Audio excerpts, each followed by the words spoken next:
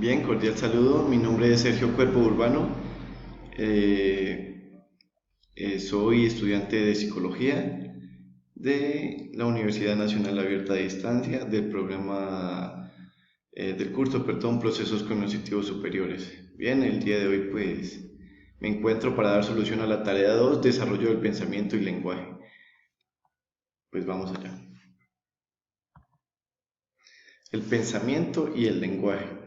Ya pues una vez contextualizados y claros los procesos del lenguaje, es importante pues describir, exponer las bases biológicas, las características, procesos involucrados, influencias del contexto sociocultural, obviamente del pensamiento y el lenguaje. Bien, las bases biológicas del lenguaje. Podemos ver sí, que el lenguaje es una característica específica del ser humano y pues que se estudie pues por separado de pues por lo menos la cognición pues no viene siendo casualidad, aunque sabemos que los mecanismos implicados pues vienen siendo pues en sí los mismos.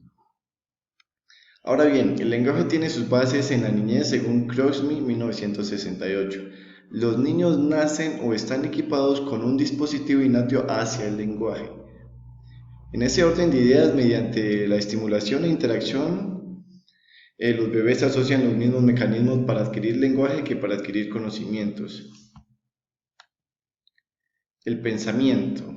Según Carreteros, el pensamiento es la facultad o capacidad de pensar aquello a lo que nos apunta un conjunto de actividades mentales, operaciones intelectuales, como razonar o hacer abstracciones, generalizar, etc. Bueno, la finalidad son, entre otras, resolver problemas, decisiones, representar la realidad, realidades externas, bueno, todo eso. El pensamiento formal.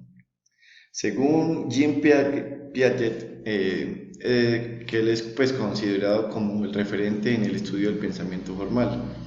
Este proceso es una etapa de desarrollo cognitivo donde, según Piaget y otros más autores, se viene dando entre los 11 y 12 años y se consolida hacia los 14 y 15 años. Surgen operaciones formales como el estudio, el desarrollo intelectual, bueno, demás. Estas pues se dividen en dos características que son las funcionales y las formales o estructurales. La primera son los rasgos generales de tipo de pensamiento y de representar formas, enfoques, estrategias para abordar, tratar los problemas. La segunda es la estructuración lógica de Piaget, utilizó para formalizar el comportamiento del sujeto ante el problema que le plantearon. Estructura y características del lenguaje, ¿sí? Bien, o sea, hablamos primero pues, de las bases biológicas, ¿verdad?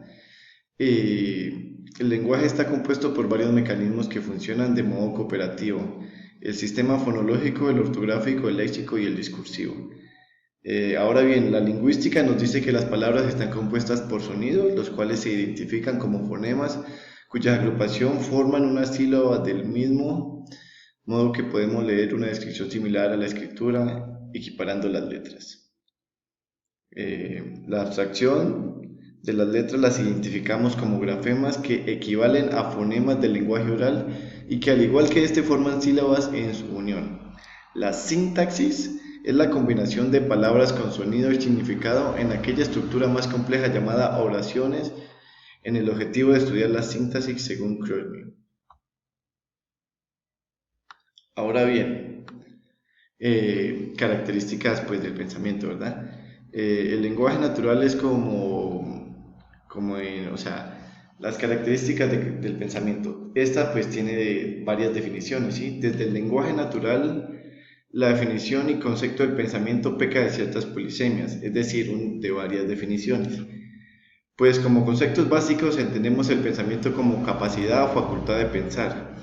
Eh, o un conjunto de ideas y creencias. Bueno, basándonos en libros psicológicos podemos basarnos en dos apartados como el razonamiento dividido e inductivo y por el otro lado la solución de problemas. Desde ese lado, esa vendría siendo la definición del pensamiento. Podemos pues inferir que el pensamiento se concibe como una característica general que abarca dos tipos de procesos diferenciados del razonamiento y la solución del problema. Por último, la influencia del contexto sociocultural en el desarrollo del pensamiento. Según Vygotsky, que pues es como el más representante en en esta definición, la mente como el pensamiento depende de gran parte del contexto sociocultural, es decir, de donde nosotros vengamos. Pues dice que la experiencia social moldea en gran parte dependiendo de las formas que tiene el individuo para pensar e interpretar la realidad. Bien, en ese orden de ideas vemos que el lenguaje juega pues también un papel muy fundamental, pues si notamos nuestra forma más inmediata de comunicarnos con el entorno y los individuos es el lenguaje.